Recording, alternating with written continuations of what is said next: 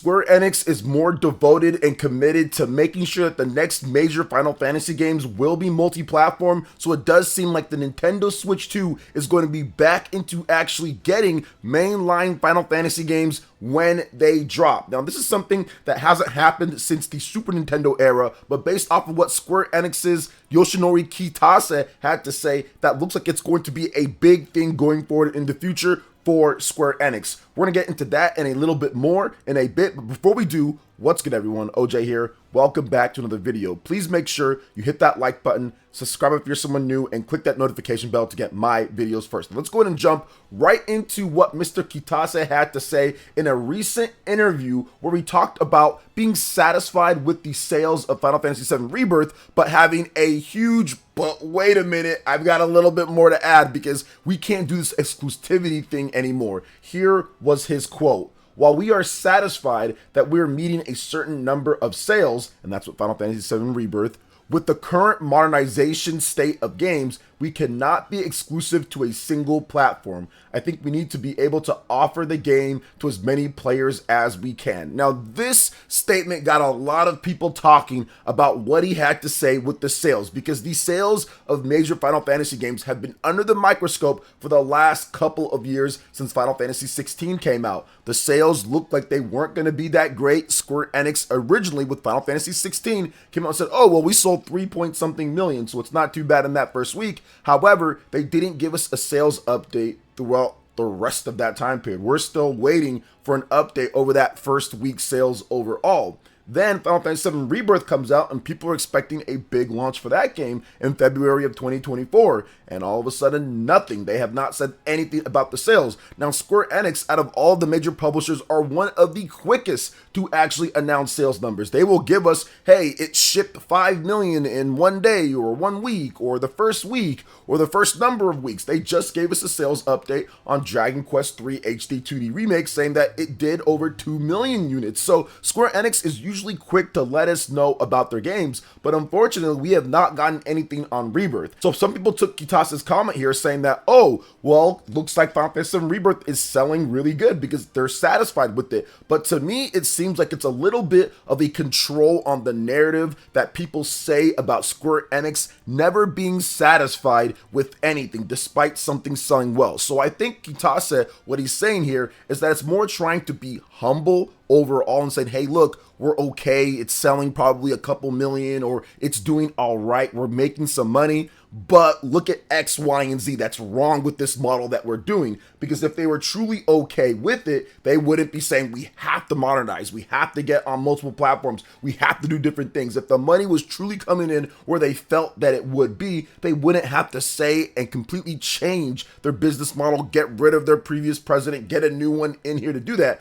On top of that, they already stated with Final Fantasy XVI and Final Fantasy VII Rebirth that they didn't sell up to their expectations. So this once again seems like a little bit of a backtrack or damage control on that, because they already stated those games didn't hit sales expectations. So once again, seems like a little backtrack, but then also trying to be a little bit more moderate with what they say and what gets out to the media, and also being appreciative for all the fans who did actually buy Final Fantasy VII Rebirth. But they still didn't give us a sales update. It would have been nice if Kitase said, hey, look, we sold this many, but it doesn't really matter at the end of the day. You know why it doesn't matter? Because they're going to go multi-platform regardless. So however many copies of Final Fantasy VII Rebirth that they sold or not, it's irrelevant to the point to where they're changing their business plan and they're going to be doing something different. And I think that's where the Nintendo Switch 2 comes in. Square Enix sees, one, how many games they've sold on Nintendo platforms. Square Enix is one of the biggest publishers on the Nintendo Switch 1. They sold millions upon millions of RPG games on the platform. They have sold 5 million copies of Octopath Traveler for the series, and a large majority of those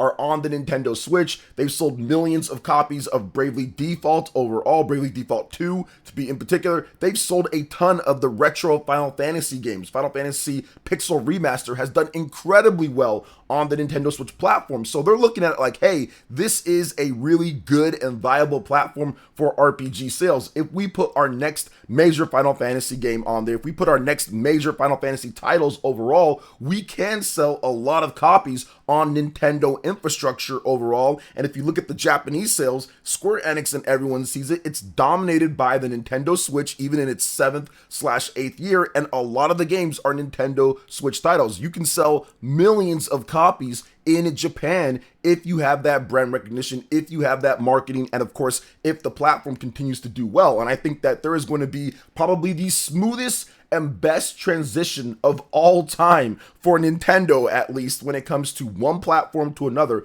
I think that the Switch 2 is going to pick up right where the Switch 1 left off. And the reason why I think that is because there's a lot more momentum with Nintendo heading into this next generation. They have the momentum right now at this point with the Nintendo Switch 1. It's still selling well, despite it not selling as much as it used to and being down on certain years compared to it. It's actually up year on year when it comes to Japanese sales. So I think that that momentum combined with actual third-party developers believing in the system this time from the beginning because of what the Nintendo Switch did, and Nintendo learning and understanding in terms of what they need to do for the transition, because they've been very cautious. Obviously, they're under much different leadership than what we saw before in the past when it comes to the GameCube and the N64 and the Wii U and the Wii and all of that. So I do think that they know the assignment on this one, and it is going to be a smooth transition with big games like a big 3D Mario, a big Mario Kart, and other titles, in addition to actually having third-party support kind of sprinkled in there a lot better than what we saw, because developers are actually confident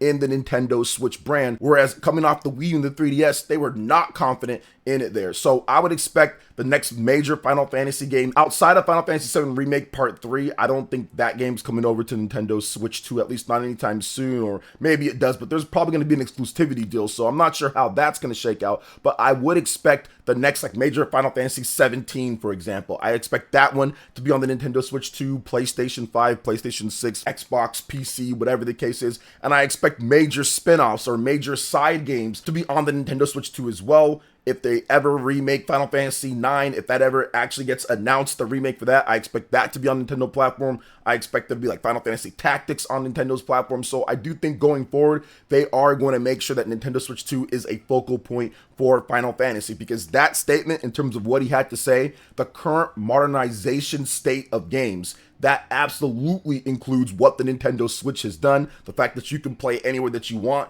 handheld PCs, Steam, and how people like to transfer and have that anywhere that they want as well, going to one platform and kind of binding on there. It does not make sense after the sales results that we've seen with Final Fantasy 16 and Final Fantasy VII Rebirth. So what do you guys think about this overall? You can let me know in the comment section, but we are going to move on to the next thing here, and I'm very excited because Team Asano once again teases new projects for 2025. Now, one thing about this is that they were pretty hyped about potentially getting an announcement in 2024, maybe for a brand new Bravely Default game, and that did not happen, as there were no announcements for any type of Bravely Default game or any major Team Asano games in 2024. We got Octopath Traveler 2 in 2023, and we've got Dragon Quest III HD 2D Remake, but we knew about that. There wasn't really anything else at this point, and I think that Square Enix was also cognizant of, hey, we don't want to put out too many of these HD 2D games. We don't want to saturate the market overall. But let's talk about what Mr. Asano had to say here when it comes to 2025. So he says,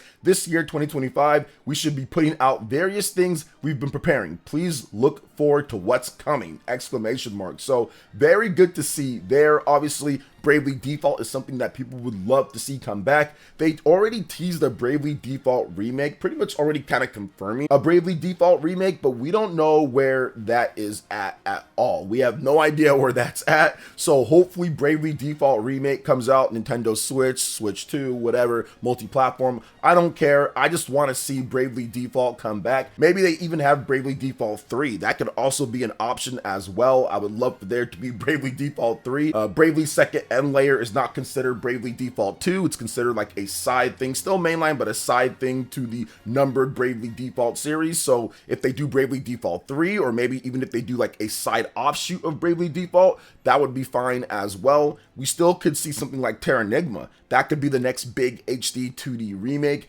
that Square Enix looks into with Team Asano. People would love for that to happen. That's a very unique game. I recently watched a retrospective on that game, and it's incredible in terms of the themes and what they did in there. So maybe they do something like that. I mean, we could always see maybe something like Illusion of Gaia. I mean, that could also be something as well. All of those quintets, trilogies, those type of games. We already got ActRaiser, so that's already something that's pretty cool that's been remade. So it would be dope if they actually go back and remake some of those games. I would love to see Terranigma or Illusion of Gaia get an HD 2D and kind of modernize that a bit and put some extra little cool bits in there in terms of the story and gameplay to help players out, quality of life features as well. So yeah, bring those back. Hopefully we get something from them. Of course, Dragon Quest 1 and 2 HD 2D remake, those are already set for 2025, so those should be good as well, especially coming off the strength of Dragon Quest 3 HD 2D remake and its 2 million plus in sales. So yeah, very excited about this. I think that this could be, once again, great for the Bravely fans out there and for the HD 2D fans. So we'll see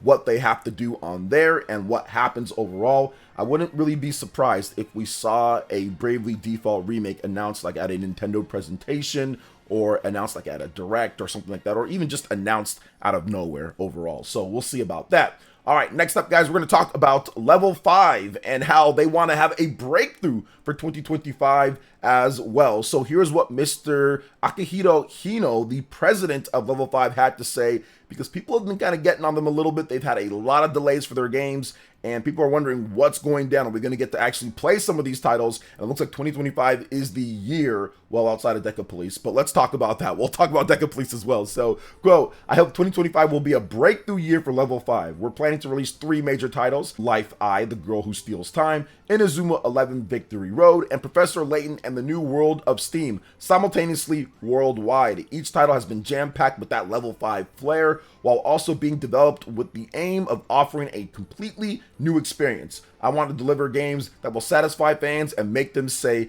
this is just what I've been waiting for. So that is definitely very good. Level 5 does have a certain flair and style that's very unique to them. Their games can be very, I would say, immersive and engrossing once you get into them. They've delayed these titles for quite some time. I think Inazuma 11, I feel like that game's been delayed for forever at this point. Fantasy Life, once again, a game that's been delayed to just continuously add content and make better and better. I do think that Level 5 actually took the time to add a lot of stuff in there. Fantasy Life I, The Girl Who Steals Time, that has a huge open world, has more locations and vistas and actual classes than any other game in the series. They're truly taking that time to build it into something incredible that you can play for a considerable amount of time. Inazuma 11 Victory Road is going to be probably the best one in the series in terms of content, story, and characters, and what they've done to the gameplay and making that as great as possible. Professor Layton and the New World of Steam has been something that people have been waiting for when it comes down to, and it looks like Professor Layton fans are going to be in for a treat. The arts and the gameplay, the puzzles, it looks like it's going to be better than ever. So I do think that, yes, it's taking quite some time to see all these games come through, but this will finally be the year that we actually get to purchase Level 5's new titles and enjoy them. Then that leads us to what they're going to be doing next. And that's going to be something like Deca Police, for example. That is a game that people are very excited for. I know for a fact that Deca Police was one of my most anticipated games now for like the past 2 years going at this point, because it was announced at the 2023 Nintendo Direct for the Nintendo Switch, and it's also coming to PC and PlayStation 4, but it's been taking so long to come out, and they wanted to do an anime, and they also wanted to make the world bigger, they wanted to add more features, and they rehauled some of the combat mechanics, actually a lot of the combat mechanics, and how it's displayed with the UI, to the point to where it's been delayed all the way down to 2016, so 3 years after the first initial release, because it was supposed to come out 2023. So that was a huge mishap in terms of when they announced that game, but I do think that it will be better overall for it, because once again, they are adding quite a bit of substantial content to the game that wasn't going to be in there, and I think that having a PlayStation 5 version, that's obviously going to be awesome, and clearly now there's going to be a Nintendo Switch 2 version of Deca Police. I mean, there's no way that the game is going to be launching in 2026, and not have a Switch 2 version. So it even makes it better for Nintendo fans overall, because we'll get that Switch 2 version of the game as soon as it drops, plus the anime, plus all the different stuff that they've done to it. So Level 5, once again, they're taking quite some time for their games, but I do think that it's going to pay off, and they should have a decent amount of sales with Professor Layton, Inazuma 11, and Fantasy Life I, the Girl Who Steals Time. So what are your thoughts on everything that we talked about here, guys, when it comes to Square Enix and Final Fantasy going forward? Also Team Asano, Bravely Default, what's happening in 2025 there, and Level 5, making sure that they have a solid year in 2025. Let me know in the comment section below. All right, guys, that wraps it up for this video here. Thank you so much for watching. I do appreciate it. Please make sure you hit that like button, subscribe if you're someone new, click that notification bell, and check out my other Nintendo Switch RPG videos and more right here on screen. Thank you so much for watching, and we'll catch you guys for the next one. Peace.